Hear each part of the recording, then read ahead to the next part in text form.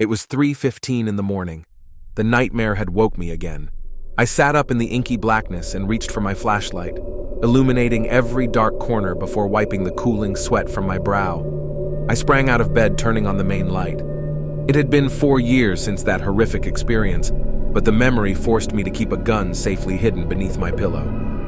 Let me take you back to how it started. My father was an outdoors man. We lived out on the outskirts of Northumberland, a sprawling English county that borders Scotland in a little town called Berwick. The area is full of natural beauty, and my childhood was spent exploring this and the vastness of the Scottish Highlands with my father. We moved there after my parents had separated. The house had been my father's childhood home. We spent many a weekend together, bonding as father and son beneath the stars, warmed by the dancing flames of our campfire as we discussed the day's adventure and our plans for tomorrow.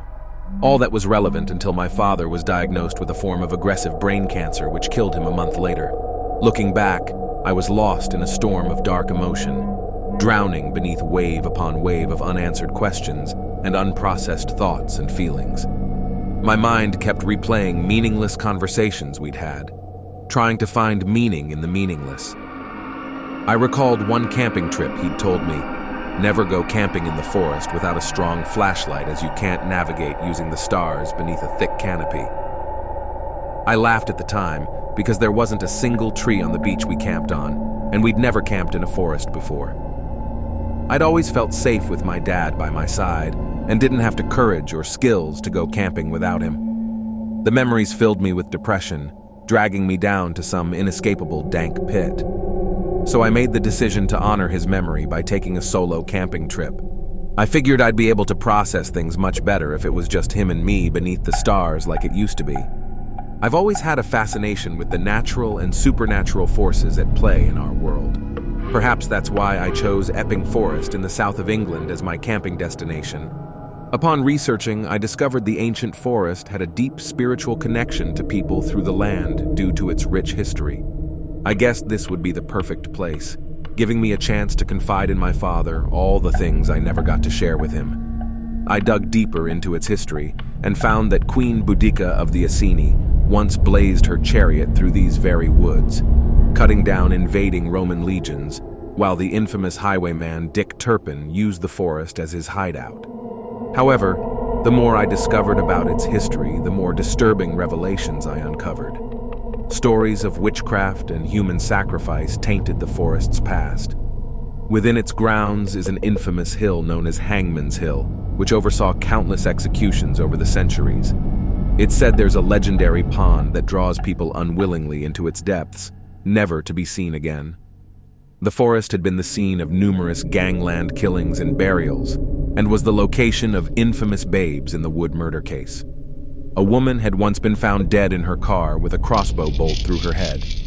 Naturally, I questioned my decision to camp here, but dismissed the notion not too as childish. The darkness of Epping Forest enveloped me as I stood at its edge. It had closed at 4 p.m., and I had waited in my car till nightfall, as it had a strict no-camping policy. A chill wind whispered through the ancient trees as I strapped on my backpack and scaled the large fence, then headed into the woodland.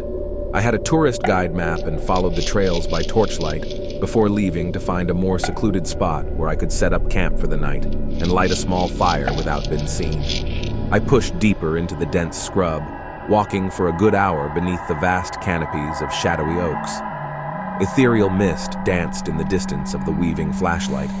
Every sound seemed to be amplified tenfold, every rustle of leaves a crescendo as the wind whistled through the creaking boughs above. My foot snagged on a branch, causing me to stumble and drop my flashlight. The sense of unease was growing in me as the darkness became more dense and impenetrable. I picked up the torch and something moved in the beam of its light.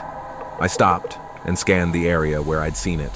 The beating of bird wings echoed from some unseen place, followed by the rhythmic croaking of a toad, then something small scurrying off in the undergrowth.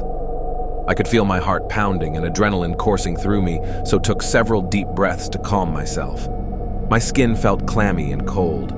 There was something primal about this forest, something very raw and dangerous in its nature. I started to get the feeling that I'd made a mistake in coming here. This was something my father would never have approved. I silently admonished myself for the stupid manly notions of courage I'd entertained, thinking, somehow, that this would have impressed the spirit of my dead father. Then my mind started running through the cursed history of the woods and how it was said to be the most evil forest in England. I'd brushed this off, caught up in the fog of mental struggles I was having in dealing with my father's death. I turned around, resolved to leave, and shone my flashlight ahead, and that's when I saw it, peering out from the shadowy trunk of an oak, red eyes gleaming behind a snarling visage and a mouthful of pointed white teeth. I froze in terror and watched as it disappeared behind the tree. I scanned frantically with the flashlight, trying to catch sight of where it had gone, and prayed my eyes were deceiving me. Then I heard a blood-curdling howl that seemed to never end. It was broken by the sound of crashing branches from above. I froze in terror, stuck in between blind panic and having no idea in which direction to run. So I screamed and fled for my life in the darkness with the sound of branches snapping above me. As I ran, the only thought going through my head was the words of my father: "Never go camping in the forest without a strong flashlight." I turned and threw the flashlight in the beast's direction, hoping to distract it. Then I heard it land behind me. Felt the power of its strike as it tore my backpack off, throwing me several feet into the air to land face down on the cold earth. I could hear it approaching, then felt an immense pressure on my back, fetid breath on my neck, and a vision of the flashlight floating in midair in front of me, followed by a blinding light. Then I passed out.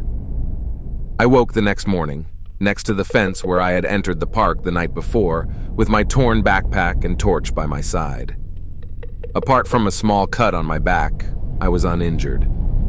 To this day, I don't know if I had fallen while scaling the fence on my way into the park, knocking myself unconscious and dreaming the whole thing, or if the spirits of the dead are truly connected to this sacred forest, and my father protected me from the beast that lives within.